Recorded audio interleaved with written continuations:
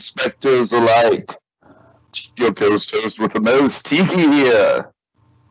And Blue Dragon 5, here to engage in some haunted holiday hijinks by trudging through the catacombs and dusting off the cobwebs as we recount a spooky selection of Halloween classics. So light the jack-o'-lantern, suit up, and grab the candy dish as we revive and recount tonight's spooky selection. Frasier Halloween!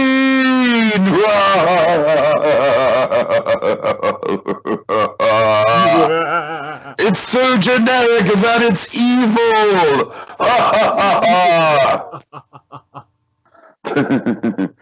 Alright, I joke about it being generic, Dragon, but this is generic in title, but oh my god, this is just Frasier at its finest, dude. I love this episode.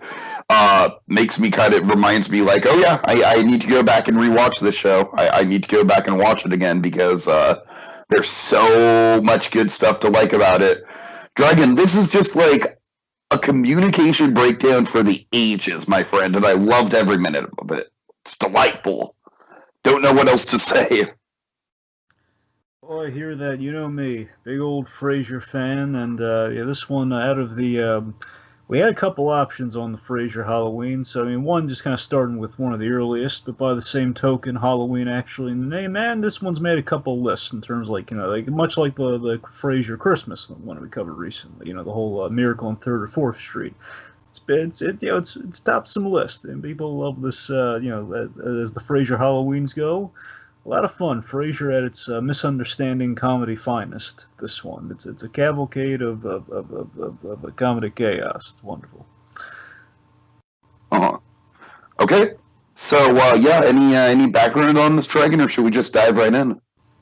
I mean, the only thing with background is, we're in season 5 at this point, so maybe a little bit of context. I mean, everything's pretty self-explanatory, but just in case you're curious. As this episode's there's gonna be a big shakeup in the status quo at the end of this. Yeah, this is technically called Halloween Part 1, and it's called Part 1 for a reason. Yeah. It's let's see the.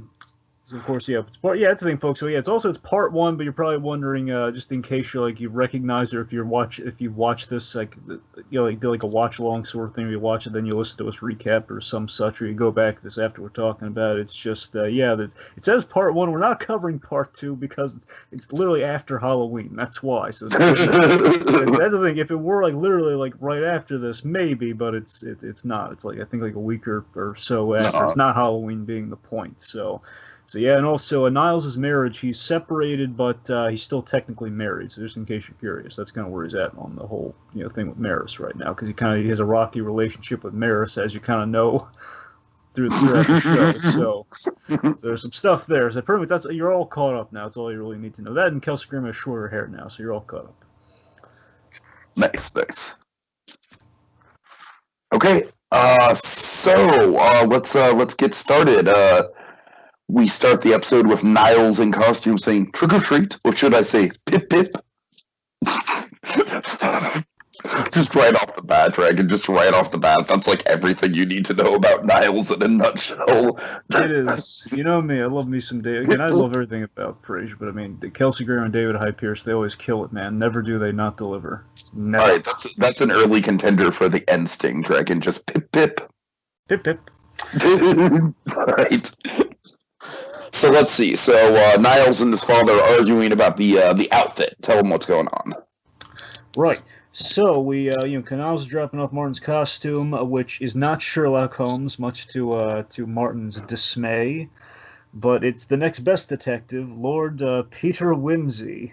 Oh God! From the Dorothy L. Sayers novels. So you can pretty much get a discount to Sherlock Holmes, pretty much. That's kind of that's all you need to know. It's the Diet Coke Sherlock Holmes. So he's not going anywhere where he has to tell people his name's Whimsy. I can't really blame him. Nor can I. Just gonna wear my old police uniform. Yep.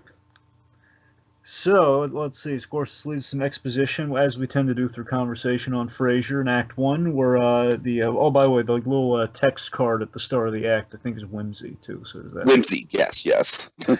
Whimsy, and then of course we get the whimsy scene. All right. So anyways, we get some exposition that essentially, in a nutshell, Niles is throwing a party for the Library Association this Halloween. It's a costume party, hence the Halloween. And basically the theme, and whenever they do costumes in Frasier, Teague, and also the other Halloween one we had to pick from, it's another themed costume sort of thing. In this case, it's literature themed costumes for the great works of literature. So, and already Martin's like remarking, and the wonderful John Mahoney, who I miss terribly now, is going, he's the reason I'm finally watched the show. I just wish I watched it when he was around. Yeah. I should have gone with Sherry to visit her mother in prison. By the way, hot take, I hated Sherry. I hate her. All right, fair enough. Frasier, I hate Sherry, and Daphne's family. Okay, we're all good. Okay, so Niles, he's going as Cyrano de Bergerac. Oh, God. Yeah, and he's going to have a hell of a costume. Oh, yeah. No, Eddie does. So, of course, Cyrano here, he's he's a musician. He's very bon vivant-esque. He's a musician. He's a philanthropist. He's a fighter. Philosopher, not philanthropist. Sorry, wrong shorthand. Musician, philosopher, fighter. He's a friend and a great swordsman. That's going to be important for a gag later. So again, great swordsman, and he kind of demonstrates this with Martin's cane. But for some reason, Martin's cane is sticky. Why is it sticky, Tiki? Because he just dropped it at the movie theater. Yeah. All right. So Frasier and Daphne, they're getting awfully chummy of late, and of course, for the kids out there just might be jumping into this blind. Why? I have no idea. But again, Frasier, institution kids, watch it. Niles likes Daphne. Just putting that out. That's like the biggest revelation since you told me that Larry David was Jewish, Dragon. I just can't believe it. Yes. All right. So, so Frasier and Daphne, they've been getting awfully chummy of late since their trip to a microbrewery. Again, always kind of the exploration of Seattle. Oh, yeah. And, things got a little bit naughty, according to Daphne. If they ended up, long story short, they ended up at having a drunken night at a motel. Where, again, to be clear, they're keeping it coy, though, which much to Niles' chagrin, but the idea is just they stayed at a motel while they were, like, taking in the microbrewery because they were probably too schlockered to go home. So, of course, this is big seeds for later, where Niles, of course, Niles we're setting things up here with the whole Cyrano and the jealousy that he's gonna feel. Of course, Dad, good old Martin here. He's really gotten tired of it, the banter, and they're using boys. He's getting a little sick of it. Yep, and Eddie got into the poison oak, so he didn't come when they're going through the pictures there because he had the it's your golden years essentially. It's one of those jokes you're rubbing lotion. And he doesn't really appear in this episode, does he? No, he doesn't. That's why they name dropped him. Just to mention, yeah. Yeah, it's so weird. I wonder if there's probably something wrong with the dog this week or something. I guess they have that dog in every episode. It's really weird that he's not in this. All right. So let's see. So Frasier and Daphne are going as a married couple in literature. Yes. Frasier and Daphne are going as these characters from the Canterbury Tales. He's playing Geoffrey Chaucer, I think. I'm not even going to try and pronounce it, Dragon. Yeah. I'm taking the old stab. So best case scenario. Again, I think it's Geoffrey Chaucer because it's not just Chauncey; it's like Chaucer. And anyway, the point being, he's playing that, and she's playing the wife of Bath. Whatever that means. So, you saucy little strumpet. What a saucy little strumpet she is. God. Anyways, they're having fun, back in the fort, and this is the thing Martin's gotten tired of, the whole, you juicy wench, and of course, oh, juicy wench, come on, and of course he's saying this into the phone as Niles is calling Maris, no, Maris, not you. Now, for those of you who are in, you too, Tig, I don't know how familiar you are with Maris. Yeah, Maris. They kind of trapped themselves at Maris. They could never have her on the show. It's like Norm's wife Vera. They can never have her on the show because they've described her so outlandish and cartoonish. Like they can never have a woman so thin on the show. Because basically, the idea is like Maris is like she's yeah, like a greyhound dog almost. She's like a skinny malnourished greyhound. Essentially, is kind of the way they've described Oh like this God. weird gremlin sort of thing. She's like that. What is it? Dobby? Is that the thing from Harry Potter? The little goblin thing with the Yeah, big ears? Bobby. Yeah, yeah. Basically, they describe she's pretty much like built up like a high society Dobby. Is pretty much the way they keep, Oh Jesus. they keep describing her. So it's the point being they can never show her, so they always have an excuse for why we don't see Maris, which is why we do the stuff later. So the point is Maris. I hope you're happy now. Now she's running for her water pills. Also, she mentioned Martin was mentioned getting his velvet recrushed. And he says, "Dad, I will find you a Sherlock Holmes outfit." Right, so then we go to the radio station. AACL.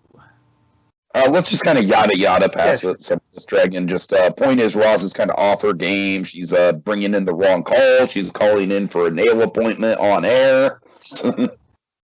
Yep. Again, like callers with like the exact thing. They have a problem. You feel disconnected, of course. Call gets disconnected, and Roz has to run in with the like the public service announcement because she's so off her game. Also, I like that Cindy Crawford is her nail dresser. Oh yeah, of course, always a nice little celebrity cameo on the radio. Every call traditionally is a celebrity guest. All right, so of course, like Frasier asking, you look ghoulish even for Halloween, Roz, and you're sleepwalking through the show. What's wrong here? So, like, what is the possible rationale for any of this? And of course, what does Roz say? She says she might, keyword might. Emphasis on the might be pregnant, might be preggers. Yeah. So I think we're going for kind of the psychological horror of Halloween within this. It's kind of like the terror of parenthood for Roz. Sure. Of course, also it's a little side news with the Halloween of it all too. I like we have like little jack-o'-lanterns out of KACL in the little recording booth. Looks really nice. No, you know what? I'm glad you mentioned that because this episode I feel like it's a little subdued with the Halloween outside of the elaborate literature costumes that we'll get to. But you know, those nice touches do kind of like give it the definitely give it the feel of the season for sure. Yeah. All right, let's see. So, all right, so anyways, the points are we set up the thing for later where the doctor is supposed to call with the results because you didn't trust the home pregnancy test. So the point being the doctor's going to call with the results. So that's why she's especially on edge and really, really distracted. So, you know, Frasier's asking, how did this happen? He says, you know, she's baffled by it. She's careful, but, you know, even the best protection's effective 99 out of 100% of the time. And I can't beat those odds. Yeah, I don't know if this would fly today. Like, Raw is very, very promiscuous. I'm talking like Kim Cattrall levels of promiscuous. I'm just like, yeah, that's oh man. That was the running gag through. She was really man crazy, man. That was her whole shtick. You know, she looked at anything that would move. She was very man crazy. I'm going to take a wild guess, Dragon, and say that my number is not even going to ever go up into the double digits in my lifetime. I will be lucky to get to 3. Right. Well, again, I'm saying like Rob's probably in the triple digits, but you know, that's something. Yeah. Anyway, so points like, oh yeah, and of course Frasier with the great, always kind of like the nice put downs, like dodging that bullet for a long time. I see. Okay, so anyway, so the point being, she's she's unsure about, she's really fearful about motherhood, like she didn't expect. And of course, the wonderful thing of Roz too, eventually when she has a child, you know, she's a really good mother. She's a great single mom, so it's nice to see things worked out for her on that front. And all her fears allayed. Had a little girl named Alice. Ain't that cute? Aww. All right. And also had like a little Dalmatian puppy that they raised. Now it's really cute. Okay, that sounds adorable. I know, right? That's the whole thing. Like they got him like a dog, and it was like this like a little Eddie of it all. It's like, oh man, I would like to have a dog. Name Dragon. Ah, God, that's the thing. I don't remember. Like, that's there okay. was a gag where I think they called it a dog or something. It was like an uninspired name. I don't know if they ever gave like a good name, but I'm not sure. All right. So, let's say, the point being, Frasier trying to help take her mind off things, so invites her to the party. All right, And I like this gesture on Frasier's part. It seems like he really does seem like he's very good natured about this. He's like, come on, Roz, for me, it'll be fun. You know you want to. And of course, Roz with Perry Gilpin with the money line here. It's talk like that got me into this. Also, our old friend Bulldog Briscoe comes in, Tiki. Of course, our old friend because it's Dan Butler, Mr. Simmons from Hey Arnold. Sure. Bulldog gets so against type from Mr. Simmons. So out of character for what we're used to him for. I know. When I found that, because I knew I recognized the guy, and I found, oh my god, it's him. Bulldog, he's coming to the party. He kind of looks like Mr. Simmons too. That's I know. That's the thing. It's like one of those. A lot of the time they model like, for example, Lou Rawls. He's kind of like Harvey is kind of modeled after. Right. Yeah. Like the model sometimes. So anyway, oh man. Bulldog's coming to the party as well as which literary? It's like seeing a weird mirror dimension Simmons in live action Dragon. It is. Anyways, so he's coming as what literary character? Waldo. From Where's Waldo? Yeah. It's like $16, and you call yourself. And you call yourself well read. I gotta tell you, this is gonna sound silly, but I'm gonna go for it. It's like in my head. I'm like, you know what? Good for you, but it's like you want to pat him like, good for you, Bulldog. You found something. Good for you. You know what, Dragon? I would say that Where's Waldo is a perfectly respectable, much in the same way that something like Dr. Seuss is an iconic piece of. I appreciate the where. Honestly, I'm charmed by the Where's Waldo idea. I like that. I mean, of course, Frasier's looking down. I am too. Yeah, that's what I'm saying. Good. That's why I'm pat him on the head. Good for you, Bulldog. You did good. You did good, Bull. Oh God! All right. So the party, Dragon. The party. Party time. Okay, so let's see. So 15 minutes of sheer shenanigans, Dragon, because that's what this is. Yeah. So Niles, he is separated from Maris as the running gag typically. So of course Maris is running late because she's at the hair salon because things went awry. Please describe Niles' costume, Dragon. Okay, so Niles, he's Cyrano de Bergerac. That's who he's. Basically, he has his long nose. Basically, he looks like a Don Quixote as a swashbuckler. That's pretty much what he looks like. The nose and then the giant feather in his hat are the two details that just the classic swashbuckler sort of costume. Like he's got the puffy shoulder pads, he's got the feather. Looks like a very cavalier sort of swordsman being the idea. Very very kind of the guy played Zorro. It's kind of Doug Fairbanks sort of Errol Flynn. That's one thing. Errol Flynn, very Errol Flynn-esque. Uh-huh. I know he didn't. I don't think he played. The point being, Errol Flynn is another swashbuckler. Anyway. So Niles again is on the phone with Maris, and Maris had a mishap. Okay, just tell how much hair do you have left? Just go down to the wig vault, Maris. Could you be the bald soprano? Just joking. He's, I have 37 wigs. Go down to the wig vault and pick one.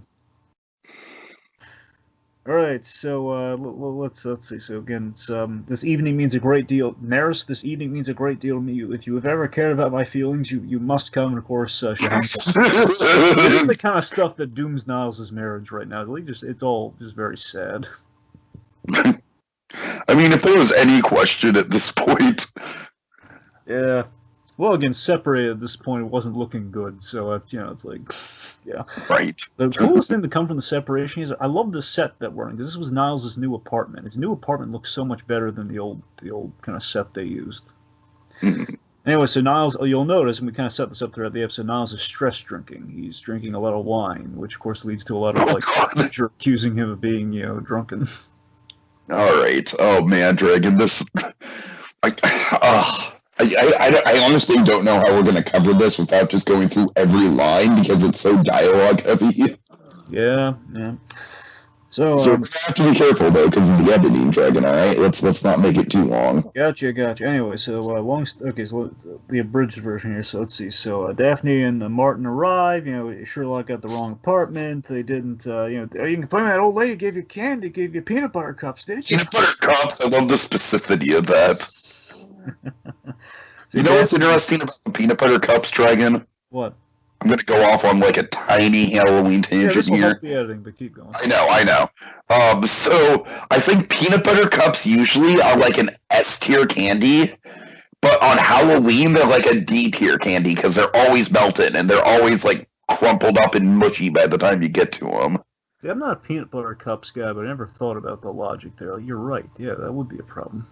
I just always like, oh my god, just get me like a fresh 4-pack of Reese's peanut butter cups, put them in the freezer for like an hour. Oh, I'm all about that. Anyways, back to our regularly scheduled program. Right. Okay, so that importantly for the misunderstanding, that's basically the domino is getting set up for a tremendous, wonderful comedy fall. Daphne thinks she's put on a pound or two, and this is set up for like no one's overhearing this. Right. So then now Frasier shows up again as the Jeffrey Chaucer here. Kelsey Grammer he just fucking deserves an Emmy for this episode. You Dragon. know how much I love the Kells, and stuff like this is what makes the Kells, man. He's so arrogant in this episode, but by the same point, it's like we feel bad for him because it's like, no, Niles, he's not that bad. He just plays literally. Basically, we frame Frasier as such a monster in this episode. He's done nothing wrong. He's such a monster. It's hilarious. Oh, God. Again, this fantastic writing, and what Frasier just so good at. All right, so enough out of you wonton troll. Or I'll smack you with the body backs. I'll smack you across the body backside with my sinewy right hand. Oh, God. The flat of my sinewy right hand. I'm not the Kells, folks. I can't do it justice. Just go with me on it. All right, so there directs Martin to the bars. We had grog and mead. Which one's beer? Of course. Oh, the snobbery. I love it. So, Frasier greets Roz, who's going crazy with worry as she's waiting for the doctor's call. She can't figure herself as a mother, and of course, we reveal she's wearing like a tight corset and everything as she says this line. Yeah. And Tiki, who is she? Oh, you're putting me on the spot. No, Tiki, I'm sorry, I don't have it written down. Say it again. What? Oh! Oh! Thank you. I forgot about that gag. That's what I'm saying. Oh, so she's O from the I'm O of O. I love the running gaggers, and once they hear like she's O, like they all go, oh, it's such a cute gag. I love it. And of course, for the Halloween tropes, it's classic, just like, explaining what you are, and it's all the costumes, all the fun there. All right, so let's see. So, all right, okay. So then the misunderstanding comedy truly begins here when Daphne explains that. I'm sorry. Roz explains to Daphne that she had an accident and she misinterprets it as a car accident. Oh, I had one of those. I got rear-ended a few years ago. That happened to you? Not exactly. Oh, God. Yeah. So let's see. So Rosalie is like, "Yeah, are you here alone?" This is a game that's Telephone Dragon, and at this point, we're pretty much. The message has been eschewed, but there's no consequence that's come of it yet. So far, it's relatively harmless. Like, we're just playing it for laughs. Like, oh, Daphne, if only she knew. But my God, if only she knew. Exactly. Also, I want to give the direction to Shadow here. I love that we're panning around the party. We haven't cut. We're just going around the party within a lot of this. No, you're right. I'm glad you point that out. It is a really it's subtle, but it's impressive for a '90s sitcom standard. So we have Gil as the chatting up Martin, which rarely happens, by the way. Gil and Martin don't really chat that much. Gil's the food critic from the radio station. Oh. So Gil, that's why he's all verbose about the food. He was the foodie before foodie was a word, Tiki. Gotcha. So Gil is like, essentially, he's the last of the Mohicans, reviewing the fromage splendor of the hors d'oeuvres to Martin, who basically economized like, cheesy. That's one mystery solved by who that guy is. Like, I like the Sherlock jokes too. It's quite fun. Must be glorious to have such a knack for clarity and concision. Okay. No, he just says, "Yep." All right, so that's Gives the classic "can't kill." Yep. All right, so let's see. So later, later at the party, Frasier's looking for Roz. Again, she's pretty much like doddering off to the phone constantly. That's basically why I love how she's so rarely in the episode. Like, just kind of drifts in and out of it because again, she's the big conversation. See, she's the domino, keeps getting set up and just keeps spreading throughout the episode. She's like the Eldorado dominoes, man. She's all over the place. And it's glorious. So anyway, so she's calling every 15 minutes, which basically leads to the conversation with Daphne. As Frasier's asking Daphne here, says, "Oh yeah, I know. Like you know." So Niles is taken away from the conversation yet again here. So again, we keep getting Niles away as he wants to talk to Daphne. And basically says, "Oh yeah, accidents happen. You know, she wasn't being careful. I mean, I had that. It happened to myself years back. And of course, the Kells. Oh God! This is what kills me. This is like the one moment where we frame Frasier as like a genuinely good guy before just like going off the deep end with him as a monster. Exactly. So again, the point being, also Niles here's Niles is like overhearing a little bit of the conversation, but then he's taken away. The point being, he wants to talk to Daphne, and Frasier takes her aside for a big serious conversation as far as he knows. And this is like Niles like, oh my God, the drama unfolding before my eyes right now. But he's not hearing it anyway. So the point of the Kells' reactions are priceless as the misinterpretation comedy is gold. Like wham bam, it's one of those wham bam numbers. Again, talking about being rear-ended versus what's actually Frasier thinks has happened here. Like Daphne's been she's been used more than God knows what. It was half my fault. I wasn't paying attention. Well, he was drunk. He wasn't paying attention. Again, in Manchester, it happened like to me a dozen times practically. It's like you see horrified Frasier. I love the Kells reaction so much in Frasier's periods. He's a king of the reaction shot. It's like the whole ah. All right, so let's see. Okay. All right, so then he spills the beans here. He says nothing certain until the pregnancy test result, which now the pregnancy test. You weren't talking about being rear-ended by a car. Where is it? Frasier is in trouble. And he tries I'll hit you with the flat side of my sinewy right hand. Oh God, can it? He's like, oh okay, and they go in the kitchen to talk further. Oh boy. All right, so Niles is asking Sherlock, "Hey, have you seen Frasier and Daphne?" Having a clue as he's kind of chatting up somebody with the magnifying glass. Like, no, haven't seen her either. Holmes, you astound me. Good old David Hypers. All right, so Frasier is in the kitchen with Daphne, swearing her to secrecy. Well, no, he says Roz swore him to secrecy. He's very guilt-ridden over what's happening. Yeah. Daphne's reassuring, "Well, it's okay, it's okay." And then we set up the eyelash problem with Daphne, where she's, her eyes are a little watery, Dragon, but for once, someone actually does have something in their eye.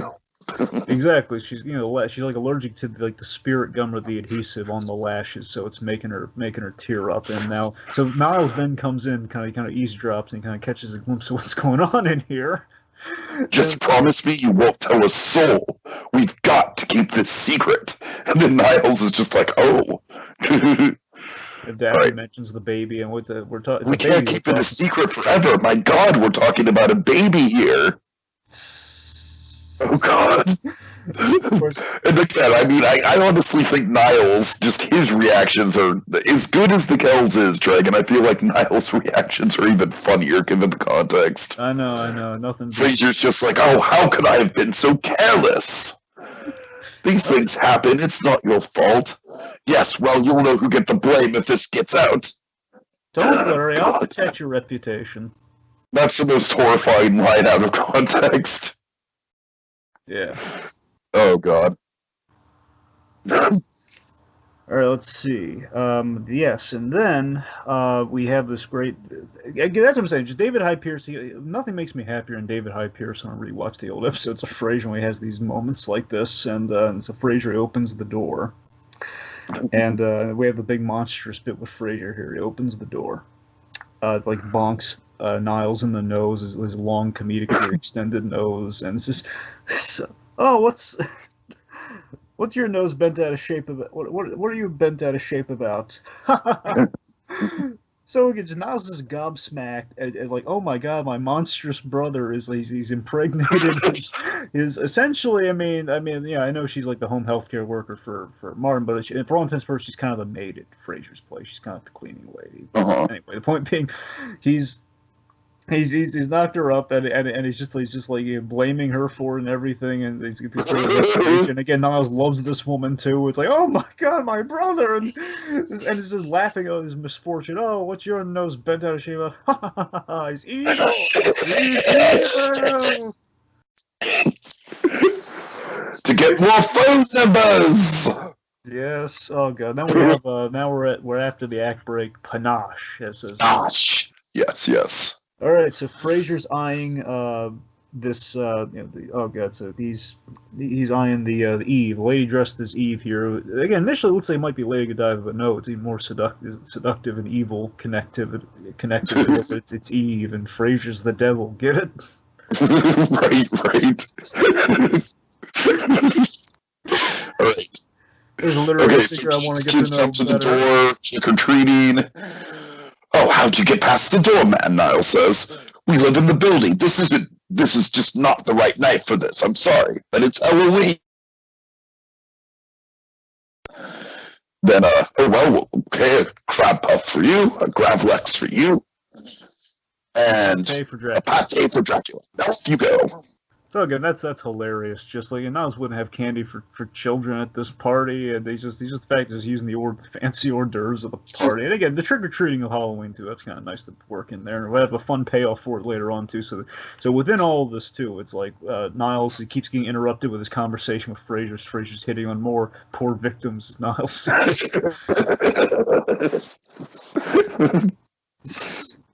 Anyways, we have like the Lady Godiva. No, Eve. This is so well. That's why they call it the Good Book. I gotta tell you, man. I love how charming Kelsey Grammer is with Frasier. You buy you buy the charm, don't you? Sure. Okay. All right, so Mad Dog enters. Hey, get a load of that Schnolza. Sorry, I don't know if I'm saying that. Schnozola, like schnoz. Thank you. Where's Waldo? You know, the guy that blends into the crowd? Oh, very good. Why don't you give me a demonstration? Niles just pushes him into the crowd. I'd love a demonstration. This ditches Bulldog. So, also, he was chewing out Frasier too. Like, you abandoned Daphne? Oh no, it was just because I gave her a ride. Doesn't mean I have to stay with her all evening. God. And then he's called away from Bulldog. So yeah.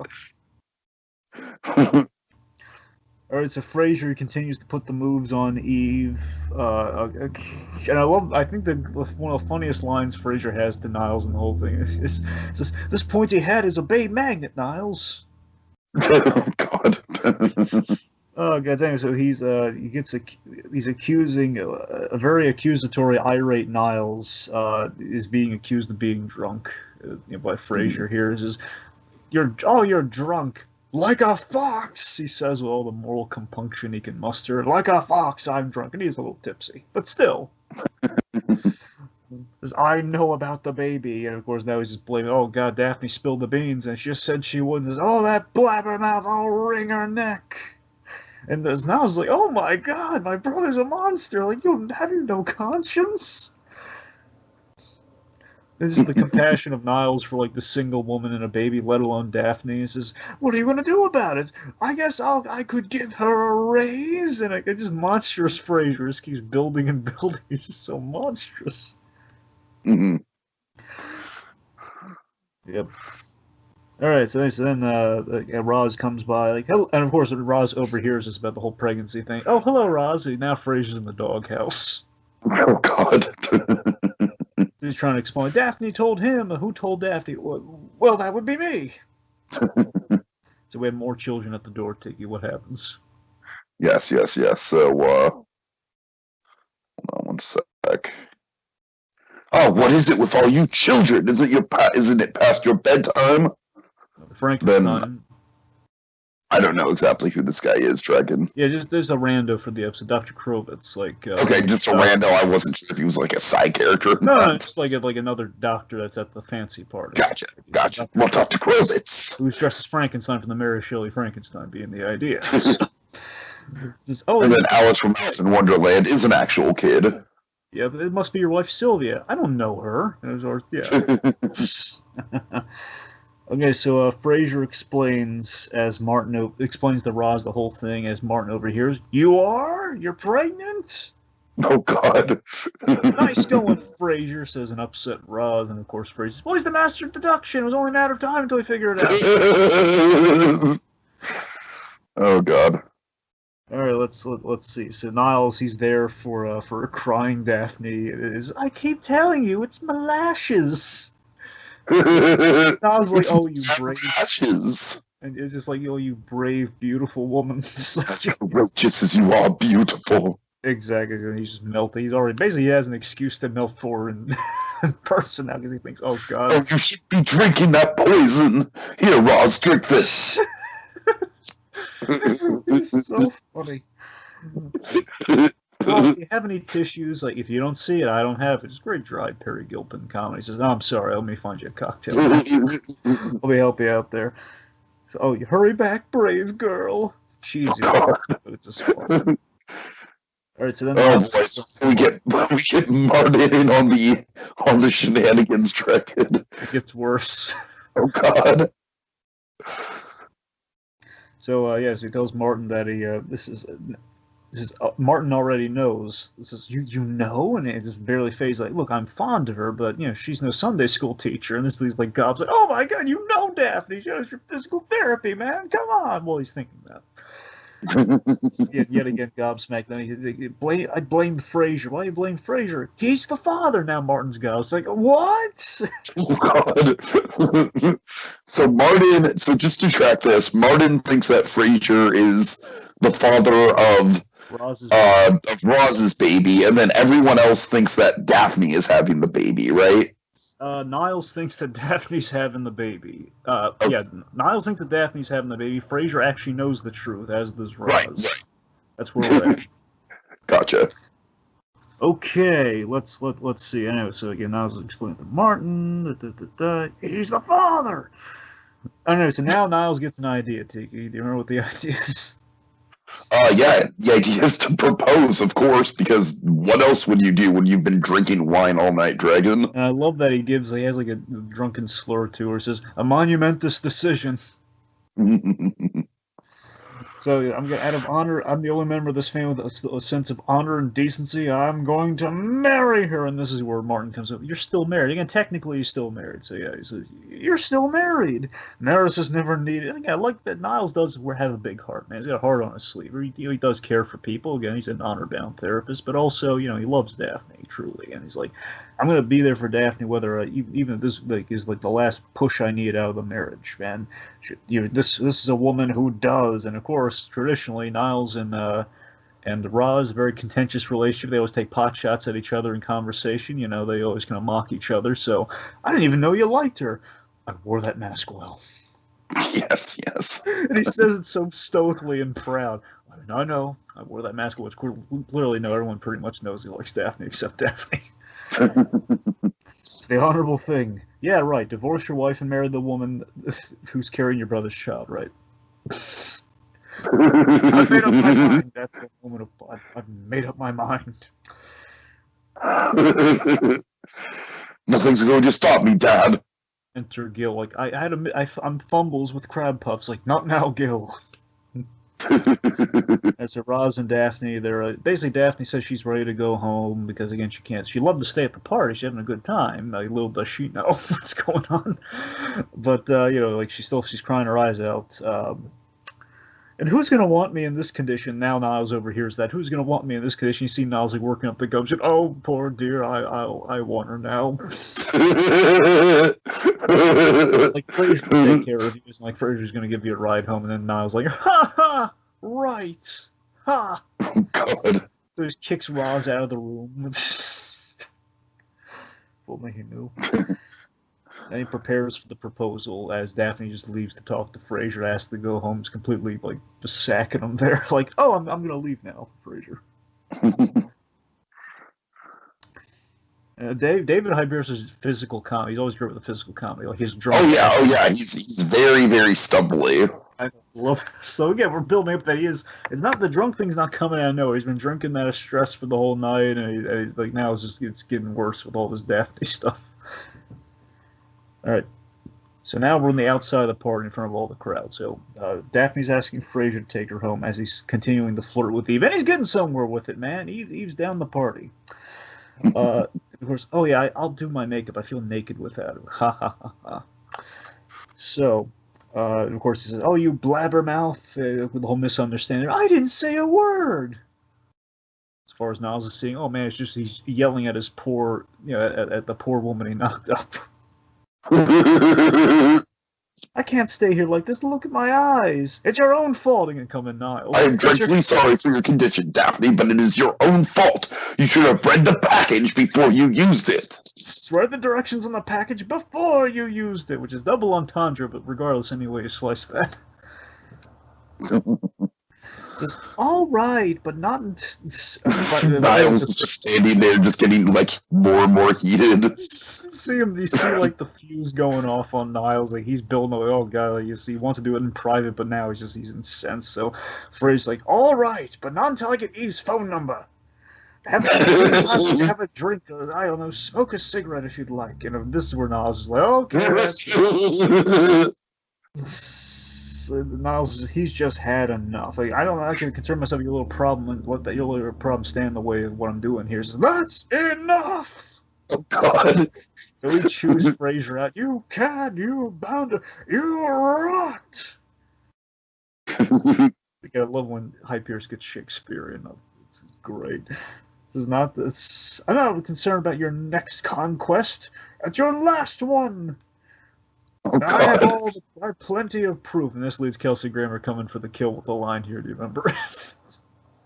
For here it smells like 80 proof. Yeah, it smells like 80 proof.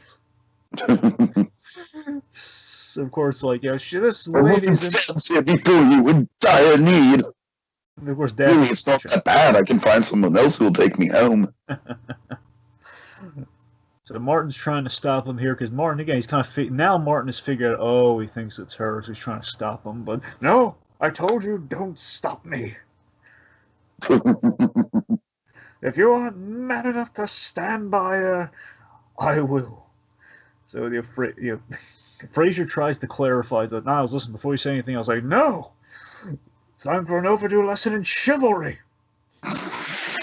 Pulls out like a tiny bayonet. Yeah, basically his sword, and he breaks from the stem, and then Martin offers his cane, which is hilarious. It's a great callback to earlier. So he then proposes to Daphne for the sake of the baby, and then we have, again, I love when Kelsey Grammer does this. It's like, I know, it sounds like a broken record. Oh, you love Kelsey, but seriously, he's really good. He's like, oh, for God's sake, you drunken imbecile. Daphne's not pregnant. Roz is. I love it when the Kells gets incensed like this. Oh, for God's sake. Daphne's not the one who's pregnant. Roz is. Of course, now everyone in the party knows. Like, Roz is? Who's Roz? Says Eve. Says, oh. So Daphne, she's flattered. Like, oh, I'm very flattered, Dr. Crane. But maybe you should propose to Roz. And also, we have this great bit with like Niles right before it says, Roz is. So before we can continue with this, Frasier he clarifies for the party, and I also again him clarifying for the room. No, we don't even know if there is a baby yet. And then Roz from like kind of the staging of the room here kind of comes in front of the party, and he says, "We do now." I love the really dramatic, just like Frasier, just like shaking his head, and then Roz giving the really dramatic, like, "Yep." Yep, she's Prager's kids. Roz gonna have a little baby. You're gonna name it Alice.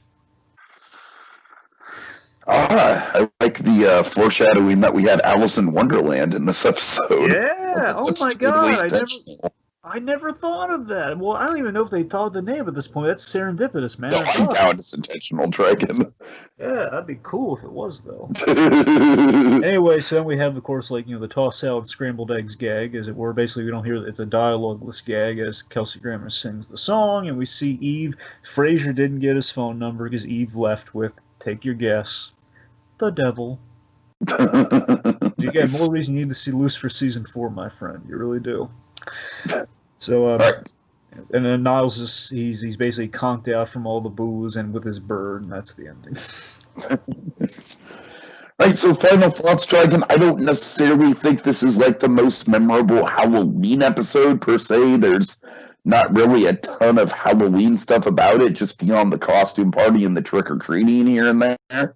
But I mean, it's a damn good episode of Frasier. I'll give it that much. Just it's misunderstanding humor at its absolute finest. That it is. That it is. Again, this is a pure example of how polished and at the top of its game, Frasier was with the comedic misunderstanding. It's fun to dress up the characters and give it some thematic irony with all the roles and everything. Again, like Frasier is like essentially like a guy a little abusive to his wife and being that whole gag there, and Niles is like like the heroic guy, and of course Martin like a little slow in the uptake and the irony of the casting of the characters and everything. Raws, but all that's great. So I want to also highlight that in the closing here. But again, I like the unconventional scares, the fear of the inadequacies and being ill-equipped to be a parent. So that's kind of nice. So again, it's an unconventional. It's not like a straightforward like, oh, we're gonna scare everybody, but it's kind of like, again, as Frasier is, as Frasier likes to do. It goes for kind of like kind of the highbrow sort of humor. It's kind of like the highbrow version of a Halloween scare for Frasier, within witty dialogue and witty setting. It's quite nice. Right. All right, folks. That's the end of tonight's spooky selection, and our spirits grow weary. But they'll be stronger than ever next time as we engage in even more haunted holiday hijinks.